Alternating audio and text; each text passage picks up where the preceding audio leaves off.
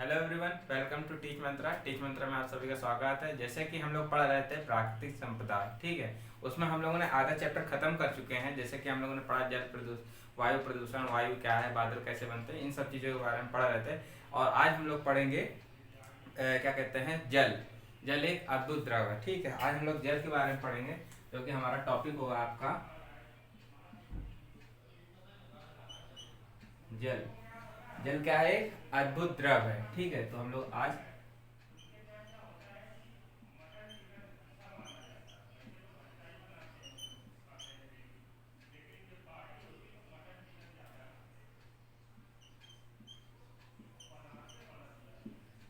क्या है जल, आज हम लोग जल के बारे में पढ़ेंगे। जल एक अद्भुत द्रव है, ठीक है। जैसे कि हम लोग जानते हैं, पृथ्वी का जो पृथ्वी पर ज्यादातर भाग किसका है? जल का है, ठीक है। जैसे ये पृथ्वी है,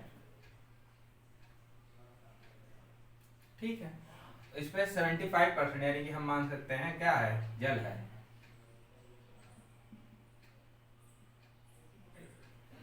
ठीक। इस तरीके से तो जो हमारी पृथ्वी है, यानी कि जल पृथ्वी की सतह के सबसे बड़े भाग पर उपस्थित है, ठीक। उसमें क्या, और कुछ इसमें जो होता है 3% जो जल होता है वो भूमिगत होता है। यानी कि जो ज्यादातर जल है वो पृथ्वी के ऊपर और 3% नीचे, यानी पीने वाला।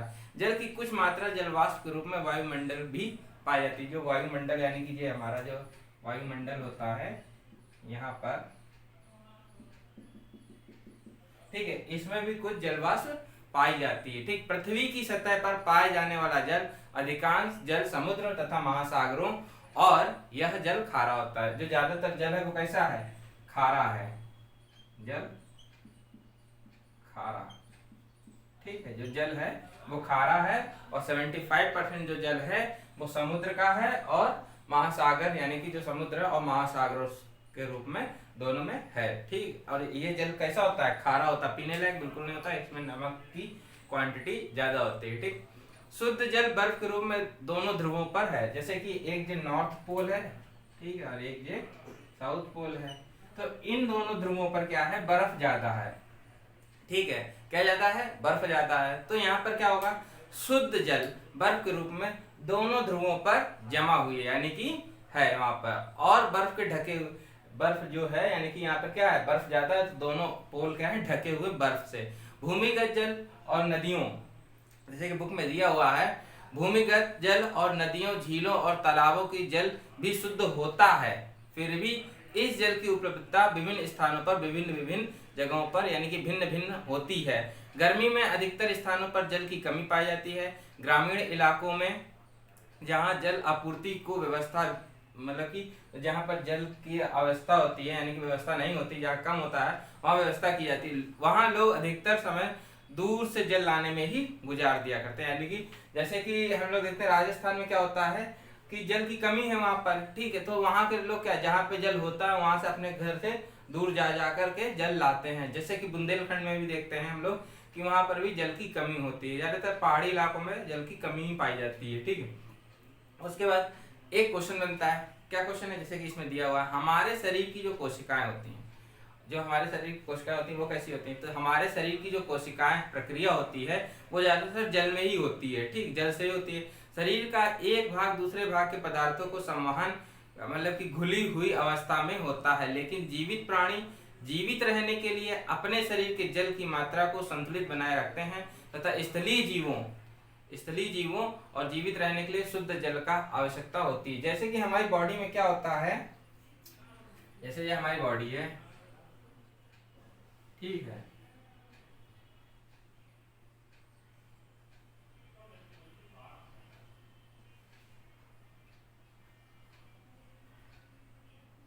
ये हमारी बॉडी है, ठीक है। इसमें जो हमारे सेल्स, यानी कि जो सेल्स होता है वो अधिकतर, यानी कि कोशिकाओं में ज्यादातर जल का ही काम होता है। फिर दूसरी चीज, जो हमारे क्या कहते हैं, नसें होती हैं, ठीक है, वेन्स होते हैं, उसमें भी जो ब्लड होता है वो भी किससे होता है, जल के थ्रू द्रवित होता है। मतलब कि, और जो हमारे शरीर में पूरे भाग जो पार्ट्स होते हैं, फूड न्यूट्रिएंट्स होता है, वो जल के थ्रू, ब्लड के थ्रू पूरे बॉडी में सर्कुलेट करता है, ठीक है। और जल हमारे शुद्ध होना जरूरी है बॉडी के लिए, जीवित रहने के लिए, जो भी चीजें हम लोगों को जीवित रहने के लिए जल ज्यादातर कैसा होना चाहिए, शुद्ध होना चाहिए, ठीक है। जल की उपलब्धता प्रत्येक स्पेसीज के वर्ग जो कि एक विशेष क्षेत्र में जीवित रहने के लिए सक्षम रहता है। ठीक है, फिर उसके बाद क्या है, जो की संख्या को भी निर्धारित करता है, यानी किसकी, स्पेसीज की संख्या को भी निर्धारित करता है उस क्षेत्र में रहने के लिए। अगर पानी व्यवस्था नहीं होगा, जलवायु जलवाष्प नहीं होगा सही तरीके से, तो हम लोग उसको सुव्यवस्थित तरीके से नहीं रख पाएंगे। ठीक है, यहाँ वहाँ के जीवन की विविधता पाई जाती है। जैसे जहाँ पर जल नहीं होता है और जहाँ जल होता है, दोनों में डिफरेंस होता है। जैसे कि जहाँ पानी नहीं होगा राजस्थान में, तो वहाँ क्या होगा, सूखा हो जाएगा, और जहाँ जल होगा कि वहाँ की जैव विविधता अलग होगी। ठीक है, फिर उसके बाद क्या होता है, तथा दूसरे कारकों को जो कारक होते हैं उस पर भी निर्धारित करती है, जैसे कि तापमान, मिट्टी। ठीक है, और क्या होता है, प्रकृति के महत्वपूर्ण है, लेकिन जल एक महत्वपूर्ण संपदा है जो कि स्थल पर निर्धारित करती है। ये हम लोगों ने, ठीक है। उसके बाद क्या दिया है आपकी बुक में, हम लोग जब दूसरा पढ़ते हैं उसके बाद दिया हुआ है इसमें, मतलब कि लेकिन जल एक महत्वपूर्ण संपदा जो कि हमारे जीवन के लिए महत्वपूर्ण है। फिर उसके बाद दूसरा टॉपिक आता है, इतना समझ में आ गया, जल एक अद्भुत द्रव है। क्यों है, क्योंकि यहाँ पर क्या होता है, ज्यादातर पृथ्वी पे जो जल है वो कैसा है, खारा है, और दोनों नॉर्थ और साउथ पोल पे बर्फ से ढका हुआ है। ठीक है, वह जल शुद्ध भी है, लेकिन ज्यादातर जो नदियां और जल है शुद्ध तो होता है लेकिन पीने लायक नहीं होता है। ठीक है, फिर उसके बाद जो दूसरा टॉपिक हमारा है, इसी में सब टॉपिक जो है जल प्रदूषण। ठीक है, जो हमारा है वो क्या है, जल प्रदूषण है। जैसे कि बुक में लिखा हुआ है आपकी, आप लोग बुक ओपन करके देख ले सकते हैं। जल उन कीटनाशकों और उर्वरकों को भी घोल लेता है जिनका उपयोग हम खेतों में करते हैं। ठीक है, खेतों में क्या होता है, हम लोग जैसे खेत है, खेतों में हम लोग,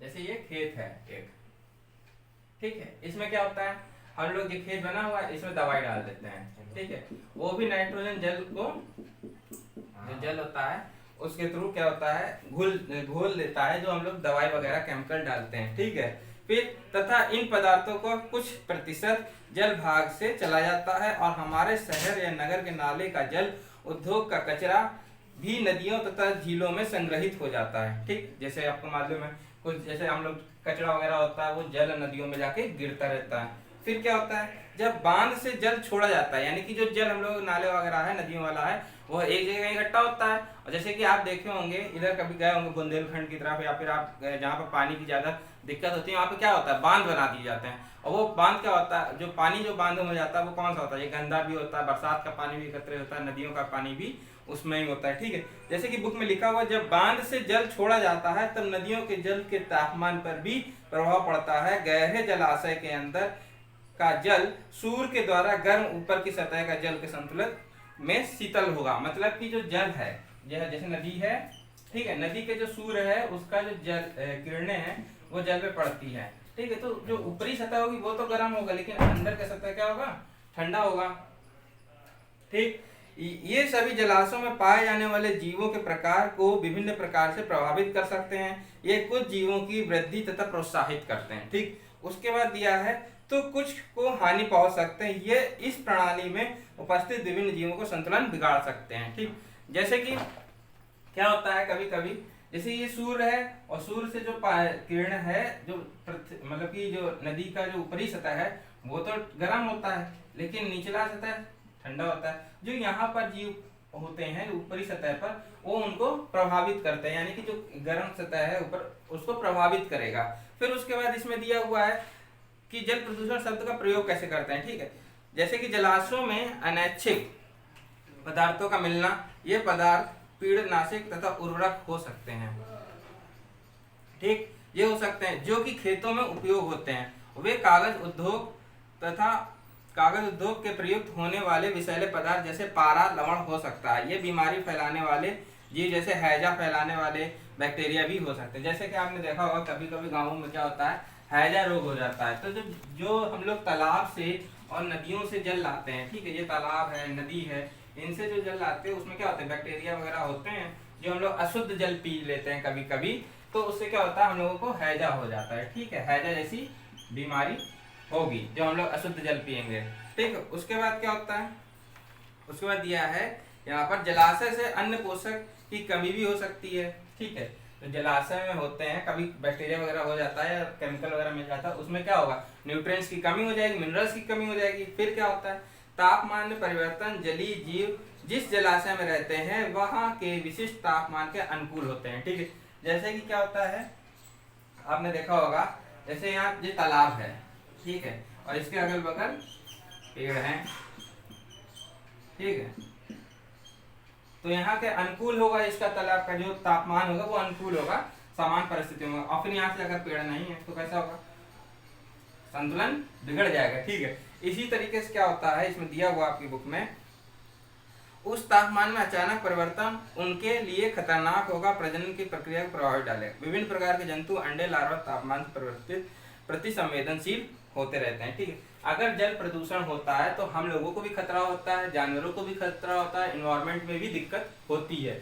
अगर जैसे कि यहाँ ये फैक्ट्री है, ठीक है, ये तालाब है या यहाँ फैक्ट्री है, और फैक्ट्री से क्या निकल रहा है, केमिकल निकल रहा है, और केमिकल जाके कहाँ गिर रहा है, तालाब में गिर रहा है, तो क्या हो रहा है, जल प्रदूषण हो रहा है, और पीने के लायक भी पानी भी नहीं है, और इसके अगल बगल के एरिया भी प्रदूषित हो रहे हैं, किससे, केमिकल से। ठीक है, और यहाँ का पीने वाला पानी भी क्या होगा, प्रदूषित होगा। ठीक, उसके बाद क्या होगा, आगे का जो जल होगा वो भी दूषित होगा। ठीक है, जिससे हम लोग बीमार होते हैं, हमारी बॉडी भी खराब होती है, हम लोग बीमार होते रहते हैं, बुखार वगैरह होता रहता है। ठीक, उसके बाद क्या है, अब हम लोगों ने इतना पढ़ लिया, अब दूसरा टॉपिक इसी में आपका है,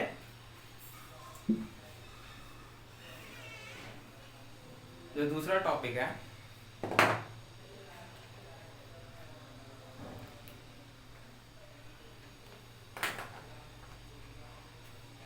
मृदा में खनिज की प्रचुरता, मृदा में खनिज की प्रचुरता।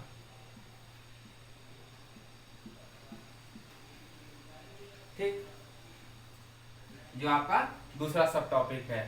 ठीक, उसमें हम लोग पढ़ेंगे मृदा में खनिज की प्रचुरता। ठीक है, आप लोगों ने जैसे देखा होगा, जो मृदा होती है उसमें भी न्यूट्रिएंट्स पाए जाते हैं, कुछ मिनरल्स पाए जाते हैं, जैसे कि बुक में लिखा हुआ है कि एक क्षेत्र में जीवन की विविधता को निर्धारित करने वाला महत्वपूर्ण संपदा क्या है, मृदा भी है। जैसे कि हम लोग देखते हैं कहीं पे जो फसल होती है, जैसे ये खेत है, ठीक है, दो तरीके के खेत होते हैं। ठीक है, ये खेत है, एक में अच्छी फसल होती है, ठीक है, और एक में फसल होती ही नहीं, जिसको हम लोग बोलते हैं ऊसर, मतलब अलग अलग जगहों पे अलग अलग नाम दिया जाता है, कहीं बंजर नाम बोल देते हैं, कहीं ऊसर बोल देते हैं, और जिसपे फसल होती है वो अच्छी मिट्टी होती है, मृदा होती है। ठीक है, तो सबसे जो बाहरी परत, जो भूपृष्ठ कहा जाता है, यानी कि जो अर्थ है, यानी पृथ्वी है, एक मिनट रुकिएगा,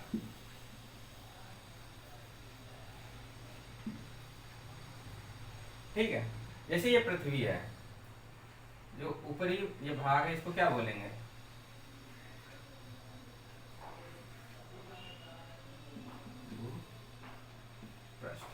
इसको क्या बोलते हैं हम लोग, भूपृष्ठ कहते हैं। ठीक है, फिर और इस परत में पाए जाने वाले खनिज जीवों को विभिन्न प्रकार के पालन पोषण करने वाले तत्व भी प्रदान होते हैं, यानी कि उपस्थित होते हैं। यहाँ पे जो मिट्टी होगी, जो यहाँ पे ऊपरी परत की, उसमें क्या होंगे, न्यूट्रिएंट्स होंगे, मिनरल्स होंगे, जो कि किसी भी पेड़ को न्यूट्रिएंट्स पहुंचाती रहती है, उसको वृद्धि करने में सहायक होती है। फिर क्या होता है, लेकिन यदि ये खनिज पदार्थ बड़े पत्थरों से संलग्न होते हैं तथा जीवों के लिए उपलब्ध नहीं होते हैं, विभिन्न प्रकार के भौतिक, रासायनिक और कुछ जैविक प्रक्रियाओं द्वारा टूट जाते हैं, और टूटने के बाद अंत में बचा महीन कण क्या होता है, मृदा बन जाती है। जैसे हम लोग पूछते हैं मृदा क्या होती है, तो छोटे छोटे जो बड़े बड़े पहाड़ होते हैं, तो बरसात में इनसे जो छोटे छोटे कण होते हैं वो टूट कर नीचे जमीन पे आ जाते हैं, और वो एक जगह एकत्रित हो जाते हैं, तो उससे क्या बन जाती है, मृदा बन जाती है। फिर लेकिन कौन से कारक ये प्रक्रिया है जिसमें मृदा बनाती है।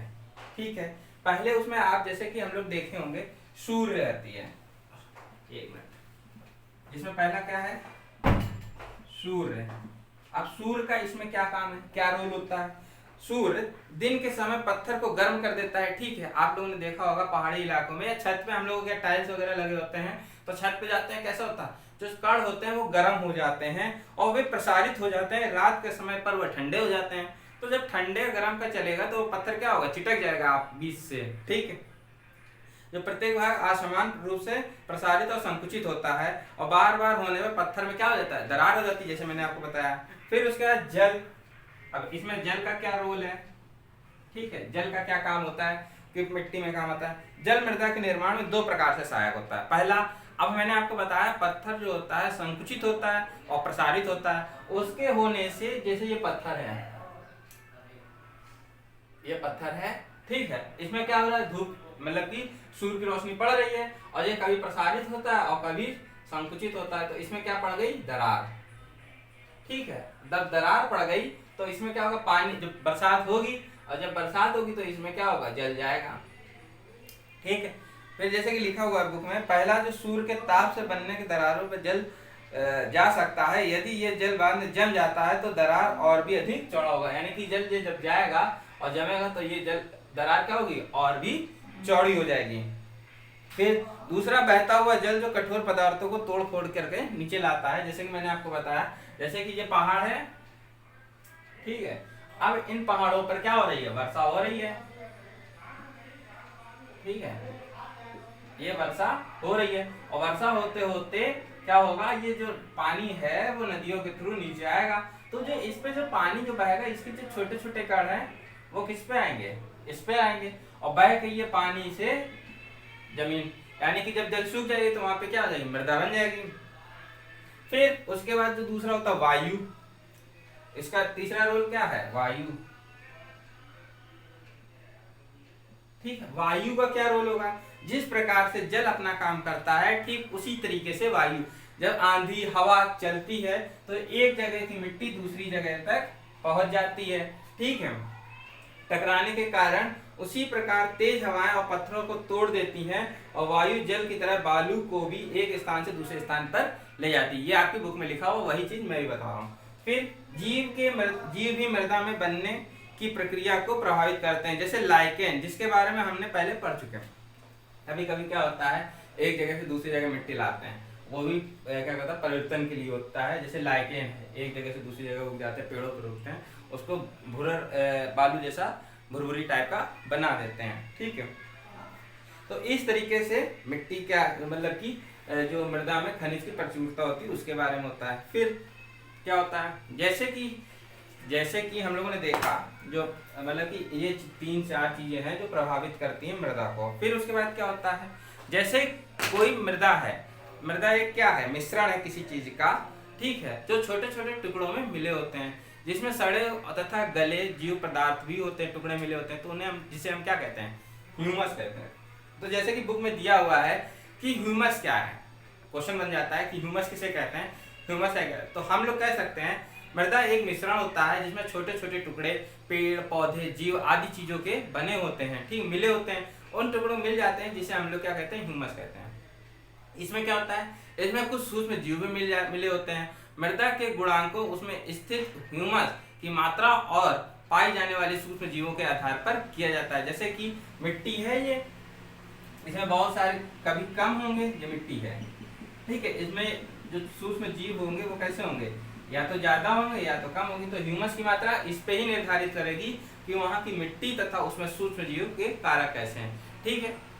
मृदा की संरचना का जो मुख्य कारक है वो ह्यूमस है, जो मृदा है हमारे उसका मुख्य कारक क्या है, ह्यूमस है, क्योंकि यह मृदा जो सरंध्र होते हैं उस पे बनाता है और जल और वायु की भूमि के अंदर जाने में सहायक होता है। जैसे पृथ्वी में कभी कभी देखा होगा छेद, मतलब कि जो खेत होते हैं, इस जैसे ये खेत है, यहाँ पर क्या होगा, मिट्टी है तो यहाँ पे कुछ जगह छेद जैसे बने होंगे, आपने देखा होगा पूरे खेत में, मतलब कि ऊबड़ खाबड़ मिट्टी होती है, उसके छेद टाइप बने होते हैं, उसमें जल तथा वायु की भूमि के अंदर जाने में सहायक होता है, यानी कि जो जल है वायु भूमि के अंदर जाएगी तो तभी तो ह्यूमस बनेगा। और फिर उसके बाद क्या होता है, खनिज पोषक जो तत्व होते हैं जो मृदा में पाए जाते हैं वह पदार्थों पर निर्भर करता है जिससे मृदा बनती है। अब हमने आपको बताया मृदा बनती कैसे है और मृदा में ह्यूमस होता है और मृदा में कौन कौन सी चीजें पाई जाती हैं, सड़ी गली चीजें हैं, वायु है, जल है, उसमें खनिज पदार्थ वगैरह भी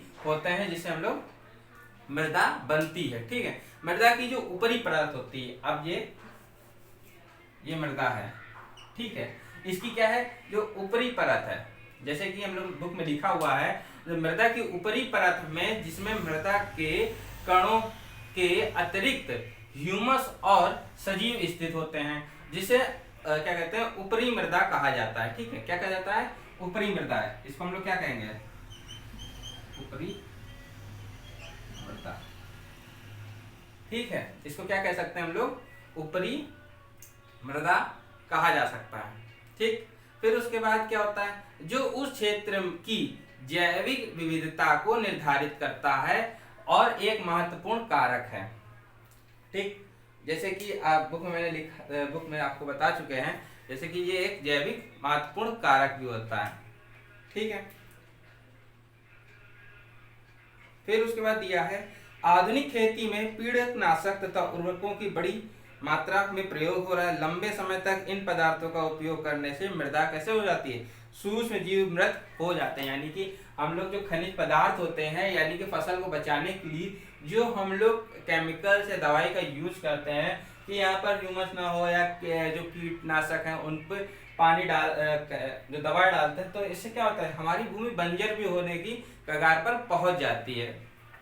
फिर क्या होता है, जैसे कि अब इसमें और लिखा हुआ है, ह्यूमस बनाने में सहायक भूमि की स्थित केचुआ को भी ये समाप्त कर सकता है। ठीक है, जो हमारे ज्यादातर ह्यूमस होता है वो दो तरीके से होता है, या तो केमिकल डालो, या तो दवा डालो, या तो फिर नेचुरल तरीके से करते हैं। ठीक है, जैसे कि क्या होता है, जो मृदा अपरदन होता है वो हम लोग किसी मिट्टी को ऊपर नीचे करता है, क्या कर सकता है, जो केचुआ होता है वो भी सहायक होता है। ठीक है, फिर तो दवा वगैरह द्वारा।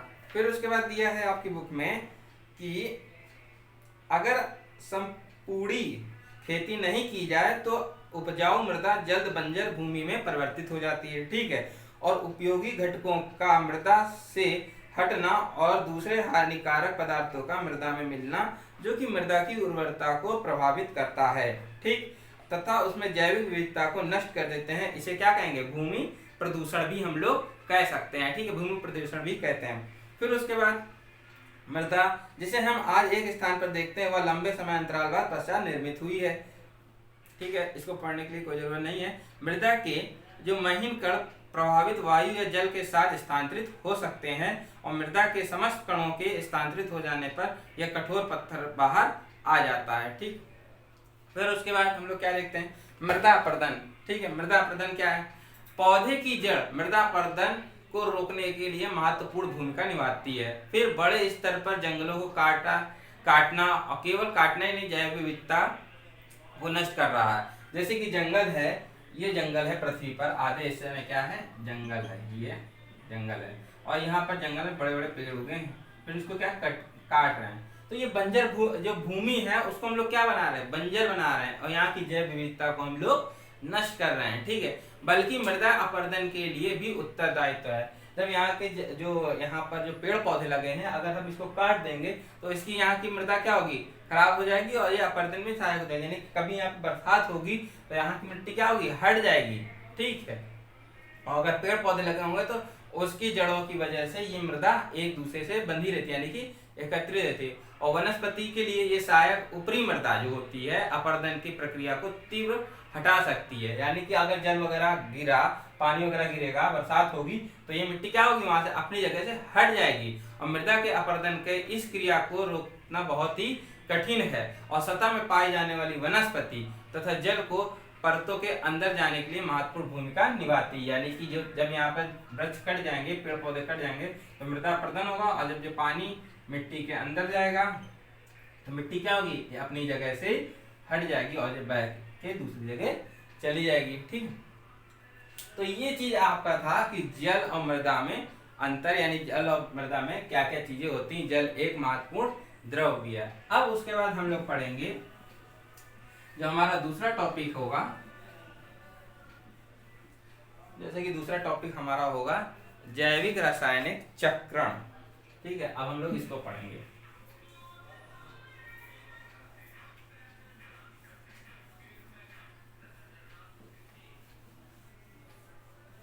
जैसा कि बुक में दिया हुआ है, जैव रासायनिक चक्रण, जैव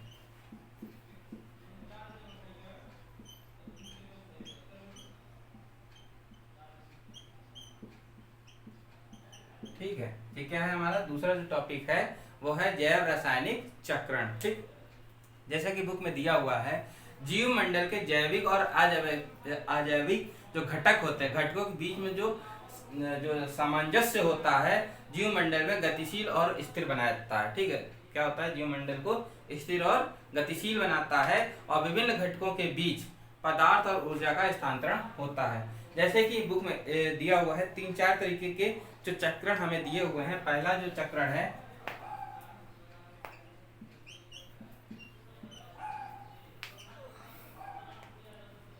जलीय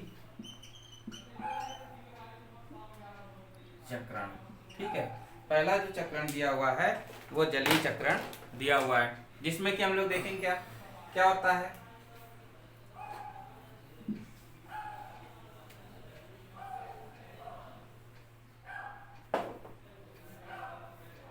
ये आपका जलीय चक्रण है। ठीक, ये मिट्टी है, ये हमारा जल है। ठीक है, हम आपको क्या सिखा रहे हैं, जलीय चक्रण। जलीय चक्रण है क्या। ठीक, ये पेड़ पौधे हैं,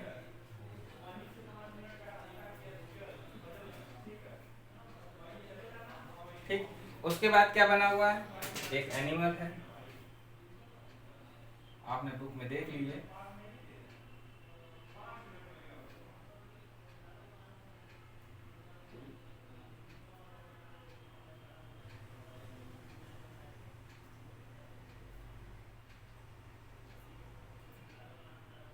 ये एनिमल है, ये बादल है। ठीक, उसके बाद क्या दिया हुआ है, एक बार इधर भी है। ठीक, और इधर क्या है, ये सूर्य है।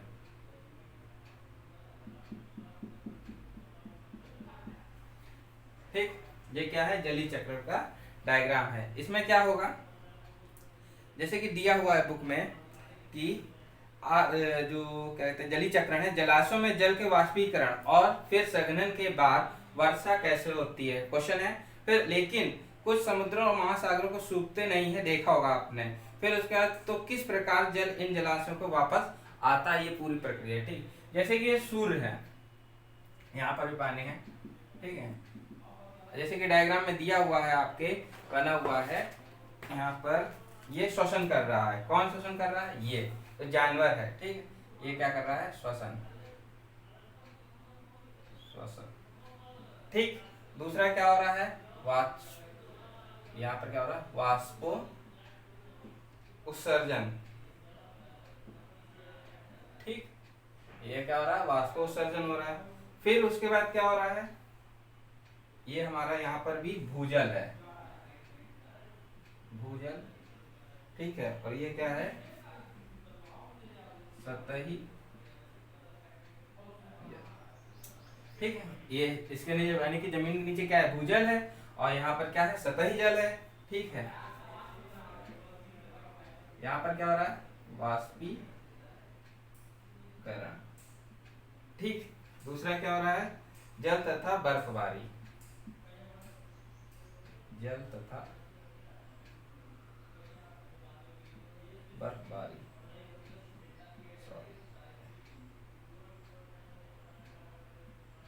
ठीक,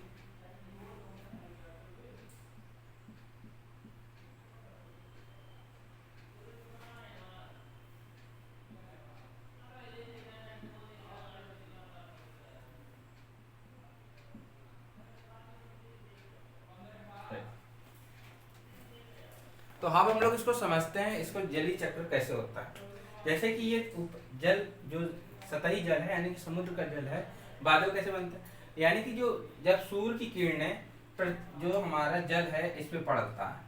ठीक है, वाष्पीकरण होता है, वाष्पीकरण होकर कहाँ जाएगा, ऊपर की तरफ जाएगा। वायु के द्वारा जल जब वाष्पीकरण के द्वारा ऊपर की ओर जाता बढ़ता है, और फिर जब ठंडा होता है तो क्या बन जाता है, बादल बन जाता है। और जब ज्यादा ठंडा हो जाता है तो सूक्ष्म कण के जो एकत्रित होता है, संघनित होकर नीचे की तरफ गिरता है। ठीक है, और फिर जब ज्यादा धीरे धीरे मतलब वर्षा होने लगती है, वर्षा से फिर ये जल कहाँ आ जाता है, नीचे की तरफ आ जाता है। फिर उसी के तरीके क्या हुआ है, दिया हुआ है, जब इधर आता है हम लोग इधर भी देखते हैं, ये पेड़ पौधे है और ये जल है। ठीक है। वाष्पोत्सर्जन होता है पेड़ों के द्वारा, कोई जो ऑक्सीजन वगैरह छोड़ता है तो भी ऊपर वाष्प से एकत्र होकर, यानी कि किरणें वगैरह पड़ती हैं, जब कैसा ऊपर की तरफ जाता है तो जल वाष्पोत्सर्जन हो जाता है। ठीक है, इसके थ्रू हम लोग क्या करते हैं, पेड़ पौधे के द्वारा हम लोग क्या करते हैं, श्वसन क्रिया करते हैं। ठीक है, तो ये क्या होती है, पूरी जल क्रिया होती है, यानी कि जलीय चक्रण होता है। जैसे कि बुक में दिया हुआ है, जिसके द्वारा जल वाष्प बनता है, जिसके द्वारा क्या होता है, जल वाष्प बनता है और वर्षा के रूप में ऊपर से नीचे गिरते हैं। यानी मैंने आपको बताया,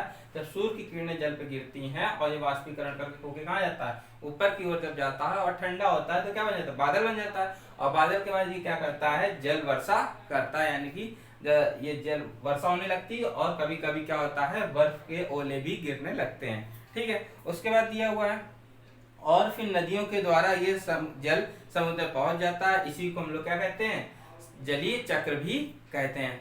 फिर उसके बाद क्या है, इसमें दिया हुआ है कि वह सारा जल जो पृथ्वी पर गिरता है और तुरंत समुद्र में नहीं चला जाता है। ठीक है, जैसे कि ये यहाँ पर, जैसे ये है, ये बादल है, ठीक है, और ये क्या है, पहाड़ है। ठीक है, और इसके समुद्र की मतलब कि जो पानी गिरा, ठीक, इसके द्वारा जो जल आया, यानी नदी के द्वारा ये सतह पर आया, तो कुछ जल, पूरा जल नहीं गया पृथ्वी पर, लेकिन कुछ जगह पे ये एकत्रित हो जाता है। ठीक है, कुछ जगह पे सोख लेता है और धीरे धीरे आगे पूरा समुद्र में धीरे धीरे आता है, यानी पूरा जल नहीं आता, थोड़ा बहुत जल आता है। ठीक, समुद्र में नहीं चला जाता। इनमें कुछ मृदा के अंदर चला जाता है, जैसे कि मैंने आपको बताया, कुछ मृदा के अंदर चला गया, भूजल में चला गया, भू सतह पर चला गया। ठीक है, कुछ जल भूजल का हिस्सा बन जाता है, जो जल आसमान से गिर रहा है, वर्षा हो रही है। फिर उसके बाद क्या होता है, कुछ जो यहाँ पर कुएं वगैरह होंगे अगल बगल, उसमें चला जाएगा, कुछ नालों में जाएगा। इसी तरीके से ये पूरा जल एक जगह नहीं होकर के अलग अलग जगह पे पहुंच जाता है और पूरा एक जगह तक नहीं जाता है। तो ये हमारा क्या हो गया, जलीय चक्र होता है। फिर उसके बाद नीचे दिया हुआ है कि घुलने वाले खनिजों से होकर जल गुजरता है। जब जल गुजरता है तो अपने साथ कुछ पदार्थ लेके एक जगह से दूसरी जगह जाता है। फिर उसके बाद जो दूसरा चक्र है आपका, दूसरा चक्र हमारा क्या है, नाइट्रोजन चक्र।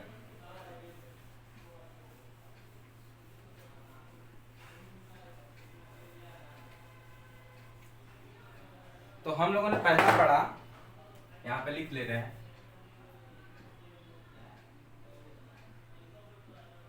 जलीय चक्र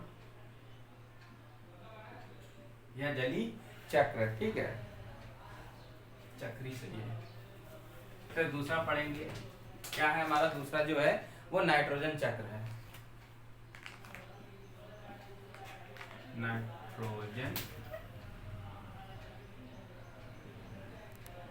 चक्र, ठीक, जो दूसरा चक्र होगा वो नाइट्रोजन। जैसे कि आपने बुक में देख सकते हैं, डायग्राम बना हुआ है। मैं आपको पहले डायग्राम बना दूं, फिर उसके बाद समझाता हूँ। जैसे कि ये हमारा क्या है, ये क्या है, ये पृथ्वी है। ठीक है, और ये इसके ऊपर क्या है, एटमॉस्फेयर है, यानी कि वायुमंडल,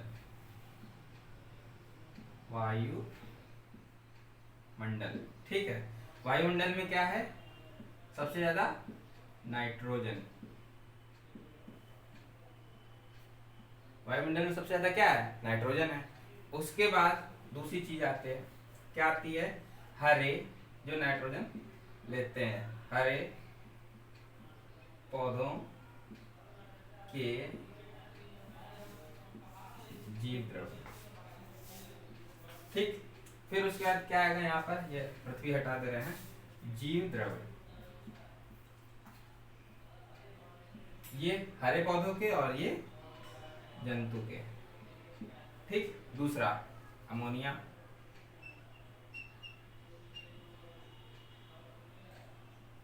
ठीक, तीसरा नाइट्रेट्स,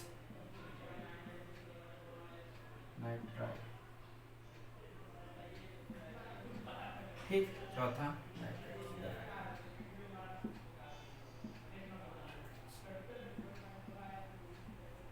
ठीक, इन सारी चीजों को हम लोग देखेंगे। जैसे कि एक ये हो गया, वायुमंडल में नाइट्रोजन, हरे पौधों के जीव द्रव्य में, ठीक है, अमोनिया।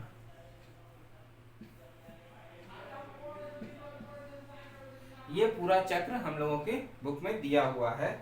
ठीक, यहाँ पर क्या होगा, पहले इधर देखते हैं। हरे पौधे से इसमें जाएगा, किसमें, हरे पौधे हम लोग खाते हैं, तो हरे पौधे के द्वारा क्या कहते हैं, जीव जंतुओं में जाएगा, फिर उसके द्वारा क्या हो जाएगा, अमोनिया।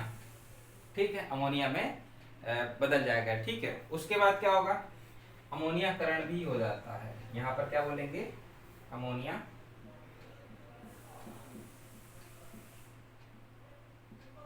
अमोनियाकरण होगा। ठीक, फिर उसके बाद क्या होगा, वायुमंडल में सबसे ज्यादा क्या हमारे नाइट्रोजन है, कितने परसेंट है, 78% है। ठीक है, और जो नाइट्रोजन गैस है, यह गैस जीवन के लिए आवश्यक बहुत सारे अणुओं के भाग हैं, जैसे protein, nucleic acid, DNA, RNA तथा कुछ विटामिन।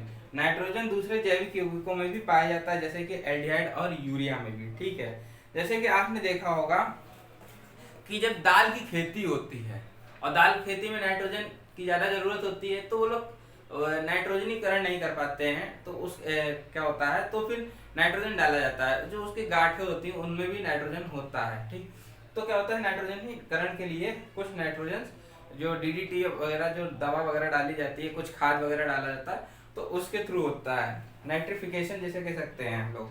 ठीक है, वायुमंडल से सीधा क्या होता है, नाइट्रिफिकेशन पौधों में। ठीक है, पौधों में क्या होगा, नाइट्रोजन स्थिरीकरण होता है, नाइट्रोजन स्थिरीकरण होता है। ठीक, कुछ पौधों में क्या होता है, नाइट्रोजन स्थिरीकरण होता है। फिर जो डायरेक्ट वायुमंडल से लेते हैं उसको क्या कहते हैं, नाइट्रिफिकेशन कहते हैं। यहाँ पर हम लिख दे रहे हैं नाइट्रिफिकेशन।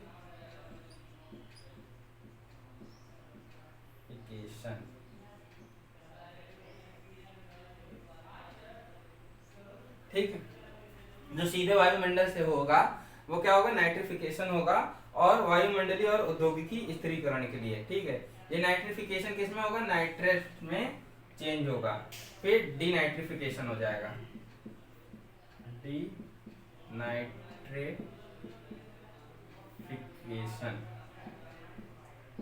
ठीक है, ये इसमें चेंज होकर वायुमंडल में वापस नाइट्रोजन के द्वारा नाइट्रोजन के रूप में पहुंच जाएगी। फिर क्या होता है, अमोनिया जो होता है वो किस में चेंज होगा, नाइट्राइट्स में चेंज होगा, फिर उसके बाद किस में चेंज होगा, नाइट्रेट्स में, फिर ये कहाँ पहुंच जाएगा, वायुमंडल में नाइट्रोजन के रूप में पहुंच जाएगा। ठीक है, जैसे कि मैंने आपको बता दिया, नाइट्रोजन सभी प्रकार के जीवों के लिए आवश्यक पोषक तत्व है, हमारे लिए भी है।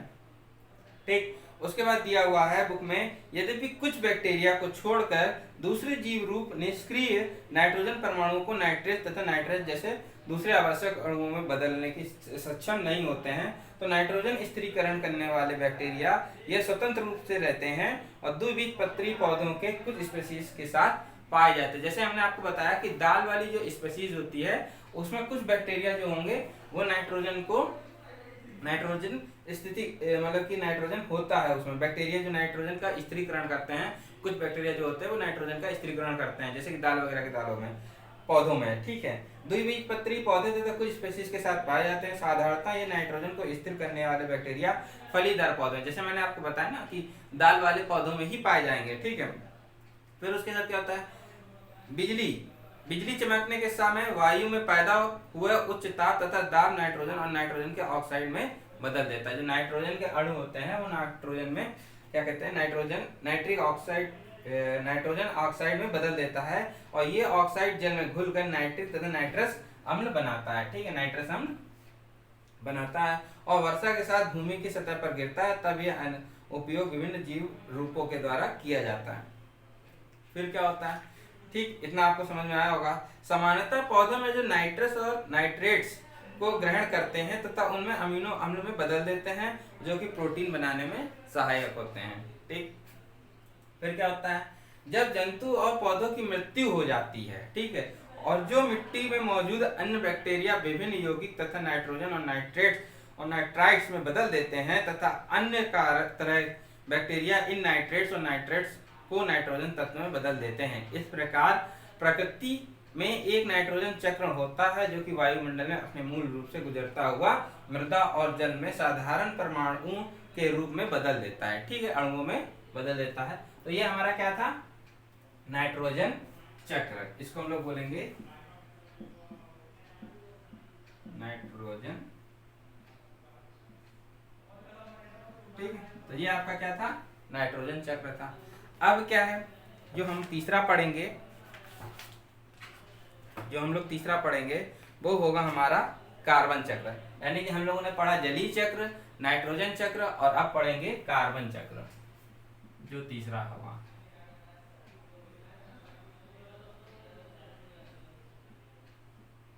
ठीक है, जो हमारा तीसरा होगा वो होगा कार्बन चक्र। इसको हम लोग रफ कर लेते हैं। ये हम लोग सब जैव रासायनिक चक्रण के प्रकार में पढ़ रहे हैं, एक तरीके कि इसमें कौन कौन से चक्रण होते हैं। ठीक, तो अब हम लोग पढ़ते हैं कार्बन चक्र। कार्बन चक्र में क्या होता है, वायुमंडल में क्या है, CO2। वायुमंडल में CO2।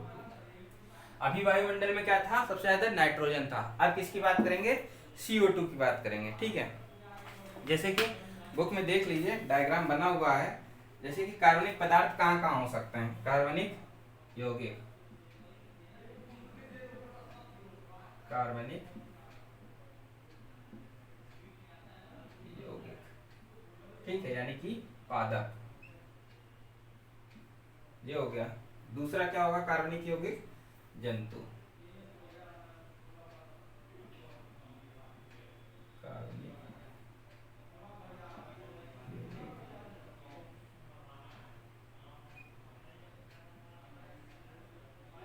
जंतु। ठीक, अब जो कार्बन यानी कि CO2 सबसे ज्यादा कहाँ होता है, जिसको हम लोग देखें,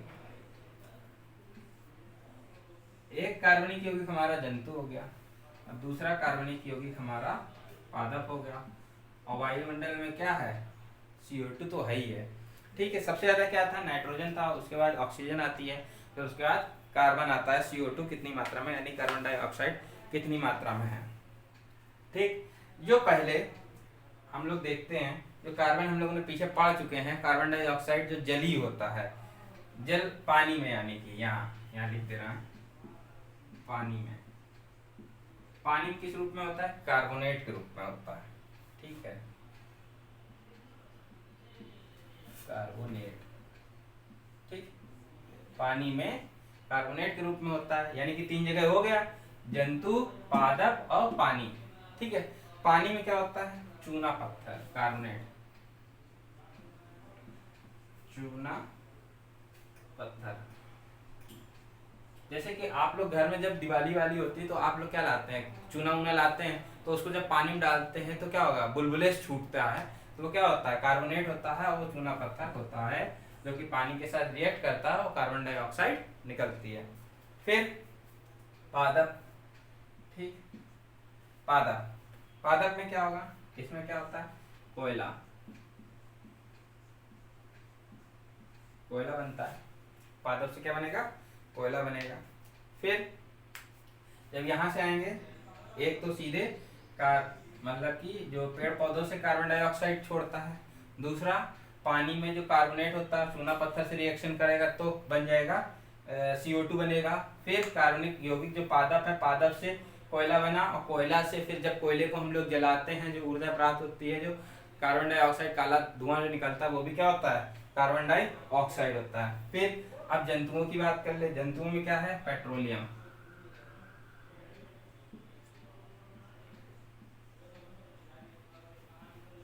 पेट्रोलियम। ठीक, और क्या होता है, अकार्बनिक कार्बोनेट, अकार्बनिक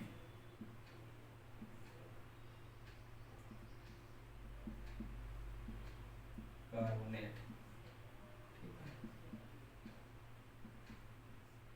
सबकी। ठीक, फिर क्या होगा, श्वसन विघटन, श्वसन तथा विघटन। ठीक, तो ये हमारा पूरा जो चक्र है कार्बन डाइऑक्साइड का, यानी कार्बन चक्र का, ये पूरा हो रहा है। ठीक है, वायुमंडल में सबसे ज्यादा नाइट्रोजन होती है, ये भी मालूम को। उससे दूसरे नंबर पे ऑक्सीजन होती है, तीसरे नंबर पे कार्बन डाइऑक्साइड होती है। ठीक, उसमें क्या होता है, जो कार्बन डाइऑक्साइड होता है कैसे वायुमंडल में ज्यादा होते हैं, जो हमारे पेड़ पौधे होते हैं वो क्या लेते हैं, कार्बन डाइऑक्साइड लेते हैं, और दिन में कार्बन डाइऑक्साइड लेते हैं और क्या ऑक्सीजन छोड़ते हैं, फिर रात में कार्बन डाइऑक्साइड कुछ पौधे छोड़ते हैं। ठीक, उसके थ्रू भी होता है। इससे कार्बन क्या होता है, पादप जो होते हैं यानी कि पेड़ होते हैं, पेड़ जब सूख जाते हैं और उसको क्या करते हैं, काट के कोयला बनाते हैं, कोयला जलाते हैं या पेड़ पौधे जलाते हैं, तो उससे क्या निकलती है, कार्बन डाइऑक्साइड निकलती है, तो ये भी हो जाता है।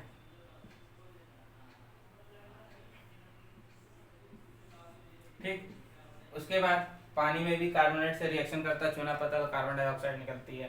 फिर कार्बनिक जो हमारे जंतु होते हैं, जंतु क्या होते हैं, कुछ जंतु जला दिए जाते हैं, या जो पेड़ पौधे हैं जंतु होते हैं दब जाते हैं। कुछ साल पहले जो पेट्रोलियम के रूप में हम लोगों को बाहर मिलता है, तो वो क्या होता है, पेट्रोलियम होता है, और पेट्रोलियम को जब जलाते हैं यानी कि रिएक्शन होता है या जलता है, तो उससे क्या निकलता है, कार्बन डाइऑक्साइड निकलता है। फिर उसका क्या अकार्बनिक कार्बोनेट सल्फी जो होते हैं, उसके भी जल के श्वसन तथा विघटन से क्या होता है, कार्बन डाइऑक्साइड निकलता है। जैसे कि बुक में दिया हुआ है, कार्बन पृथ्वी में बहुत सारी अवस्थाओं में पाया जाता है, जैसे कि मैंने आपको बता दिया, पेड़ों के रूप में, पानी में, जंतुओं में, कार्बनिक कार्बोनेट जो अकार्बनिक कार्बोनेट है सल्फीय, उसमें पाया जाता है। ठीक है, फिर इस प्रकार दिया हमने अपने मूल तथा हीरे जो ग्रेफाइट में पाया जाता है यौगिक के रूप में तथा वायुमंडल में कार्बन डाइऑक्साइड के रूप में विभिन्न प्रकार के खनिजों तथा कार्बोनेट और हाइड्रोजन कार्बोनेट के रूप में भी पाया जाता है। ठीक, उसके बाद जैसे कि आपको पूरा बता दिया है, फिर उसमें लिखा हुआ है जबकि सभी जीव रूप कार्बन डाइऑक्साइड के रूप में कार्बन के रूप में आधारित है, जैसे प्रोटीन है, कार्बोहाइड्रेट है, वसा है, ये सब चीज क्या है, CO2 के रूप में स्थानांतरित है। फिर पेड़ पौधे जो होते हैं क्या प्रकाश संश्लेषण करता है, ये लेता है, और कार्बन डाइऑक्साइड जो लेगा तो प्रकाश के कारण जो प्रकाश से रिएक्शन होता है कार्बन डाइऑक्साइड के साथ, वो क्या प्रकाश संश्लेषण होता है।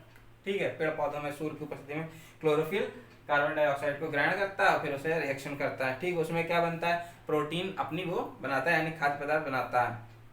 फिर क्या होता है, ग्लूकोज में, जैसे कि पेड़ पौधे लिए कार्बन डाइऑक्साइड लिया तो ग्लूकोज में चेंज भी कर देता है, फिर दूसरे पदार्थों में बदल दिया जाता है, ये दूसरे जैविक रूप में महत्वपूर्ण अणुओं के संश्लेषण के लिए, इससे क्या होता है, ऊर्जा प्राप्त होती है हमको।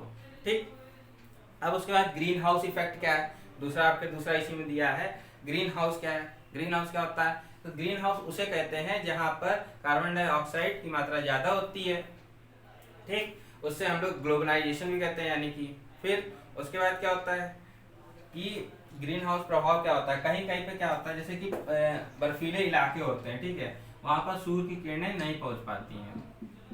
जैसे ये बर्फीला इलाका पहाड़ी इलाका है, यहाँ पर बर्फ ज्यादा गिरती है और यहाँ पे लोग रहते हैं, तो यहाँ पर जैसे कि सूर्य की किरणें नहीं पहुंच पाती, तो यहाँ पर लोग क्या करते हैं, कांच का घर बना लेते हैं। जब कांच का घर बना लेते हैं तो इसमें क्या होता है, जो सूर्य की किरणें आती हैं उसको एब्जॉर्ब कर लेते हैं, तो जो सूर्य की किरणें अंदर जो गर्माहट होती है वो बाहर नहीं निकल पाती है। ठीक, ग्रीन हाउस के प्रभाव क्या क्या होते हैं, जैसे कि हम लोग घरों में AC चलाते हैं, ठीक है, CFC की मात्रा ज्यादा हो जाती है, तो ये चीजें हैं ग्रीन हाउस के प्रभाव। अब उसके बाद क्या है हमारा दूसरा चक्र, यानी 3 चक्र हम लोग पढ़ चुके हैं, तो चौथा चक्र है वो ऑक्सीजन चक्र है।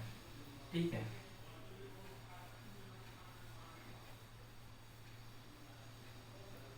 जो हमारा चौथा टॉपिक है ऑक्सीजन चक्र।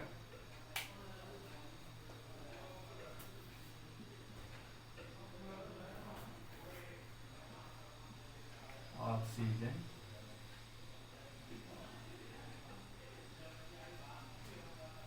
ठीक, आपकी बुक में जो दिया है चौथा क्या है, ऑक्सीजन चक्र है। जैसे कि हम लोगों ने कार्बन डाइऑक्साइड का चक्र पढ़ा, कार्बन चक्र पढ़ा, नाइट्रोजन चक्र पढ़ा, जलीय चक्र पढ़ा, ठीक उसी तरीके से हमारा ऑक्सीजन चक्र भी है। इसमें क्या है, जो हमने आपको बताया कि नाइट्रोजन सबसे ज्यादा, फिर ऑक्सीजन है, फिर कार्बन डाइऑक्साइड, ठीक उसी तरीके से इसमें जो बुक में आप लोग देख सकते हैं डायग्राम बना हुआ है, वायुमंडल में ऑक्सीजन है, ठीक है, उसके बाद श्वसन क्रिया होती है, O2 H2O, प्रकाश संश्लेषण होता है दोनों को मिला के, तो फिर उसके बाद ऑक्सीजन बनती है। ठीक है। और फिर अकार्बनिक अणु भी होते हैं उसमें, जैसे कि बुक में दिया हुआ है ऑक्सीजन पृथ्वी पर अधिक मात्रा में पाया जाने वाला तत्व है, इसका कितने परसेंट होता है, 21% होता है। ठीक, प्रतिशत जो वायुमंडल में होता है ऑक्सीजन का कितने प्रतिशत है, 21% है। इसमें ये बड़े पैमाने पर पृथ्वी पटल तथा यौगिक के रूप में वायु में कार्बन डाइऑक्साइड के रूप में भी पाई जाती है। पृथ्वी के पटल में ये धातुओं तथा सिलिकॉन के ऑक्साइडों के रूप में पाई जाती है। कार्बोनेट, सल्फेट और नाइट्रेट तथा अन्य खनिजों के रूप में भी पाई जाती है। ठीक, लेकिन जब ये हम चक्र का पूरा वायुमंडल है, वायुमंडल में क्या है, O2 है, ये क्या है, O2 यानी ऑक्सीजन है। ठीक है, ऑक्सीजन कहाँ से आ रही है, ये पेड़ पौधे हैं। ठीक है, कार्बन डाइऑक्साइड लेगा तभी तो ये ऑक्सीजन छोड़ेगा, फिर ये ऑक्सीजन कहाँ आएगी, वायुमंडल में। हम लोग भी क्या करते हैं, क्या ऑक्सीजन लेते हैं, कार्बन डाइऑक्साइड छोड़ते हैं। ठीक है, और ये प्रकाश संश्लेषण द्वारा ऑक्सीजन ऊपर की तरफ जाती है, तो ये वायुमंडल में ऑक्सीजन का प्रयोग होता है। ठीक है, फिर आपकी बुक में दिया हुआ है वायुमंडल में ऑक्सीजन का उपयोग 3 प्रक्रियाओं में होता है, जिसका नाम क्या है, ऑक्सीजन दहन और नाइट्रोजन के ऑक्साइड से निर्माण में। ठीक है, जो हमारा ऑक्सीजन का दहन होता है, क्रिया होती है, वो किसमें होती है, 3 से होती है, श्वसन, दहन और नाइट्रोजन के ऑक्साइड के निर्माण के वायुमंडल में ऑक्सीजन केवल एक ही रूप में प्रक्रिया के प्रकाश संश्लेषण कहते हैं। ठीक, ये होता है प्रकाश संश्लेषण से हम लोग को क्या मिलता है, ऑक्सीजन रिलीज होती है।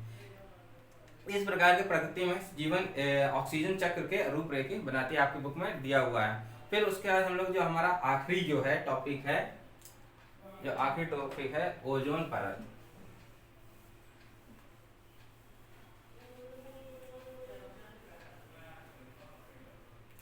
इस बुक का जो आखिरी टॉपिक है वो क्या है,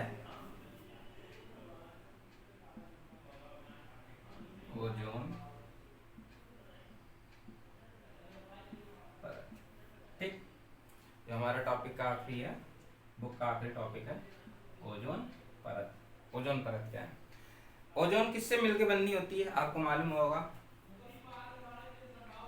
ऑक्सीजन O+O। ठीक है, ऑक्सीजन कितने मॉलिक्यूल, 2। ठीक है, ऑक्सीजन प्लस ऑक्सीजन का एक मॉलिक्यूल और तो बन जाता है O3, और ये O3 क्या है, ओजोन। ठीक,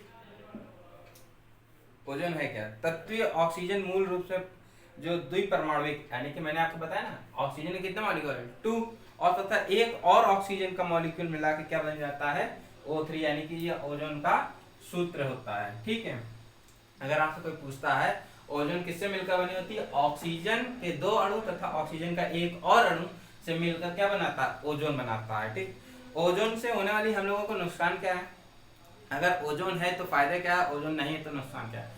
ओजोन जो लेयर होती है, जैसे कि बुक में दिया हुआ है, अगर ओजोन नहीं होगा, ओजोन की लेयर पृथ्वी पर नहीं होगी, तो ओजोन जो सूर्य की किरणें जो अल्ट्रावायलेट रेज आती हैं वो हमारे शरीर स्किन को प्रॉब्लम करेगी।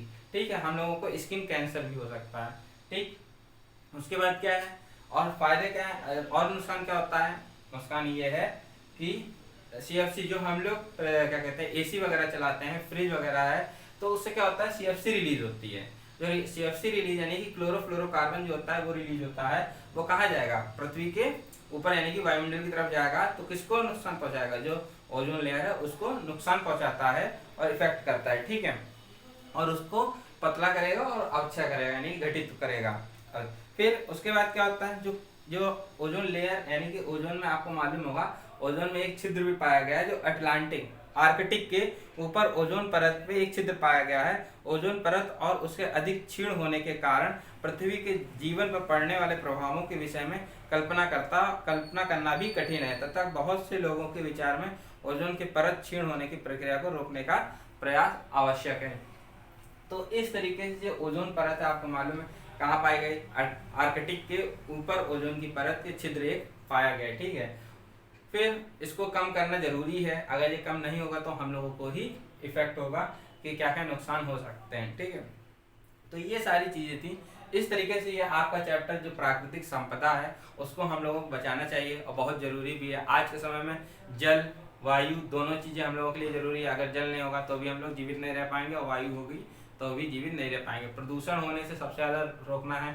हम लोगों को हरे पेड़ पौधे अपने घर के आसपास लगाने चाहिए। ठीक है, जमीन को जमीनों के लिए मतलब कि पेड़ पौधे जमीन पर होने चाहिए, जिससे हम लोगों की मृदा जो होगी, मृदा अपरदन नहीं हो पाएगा, जिसके कारण एक जगह से मिट्टी दूसरी जगह। तो इस तरीके से ये आपका पूरा चैप्टर फिनिश होता है। ठीक है, उसके बाद हम लोग दूसरा जो चैप्टर होगा आगे का, नेक्स्ट चैप्टर जो होगा हमारा वो होगा, एक मिनट, खाद्य संसाधनों के में सुधार। जो खाद्य हमारे हैं उसमें सुधार कैसे करेंगे। ठीक है, तो तब तक के लिए गुड बाय, बाय बाय।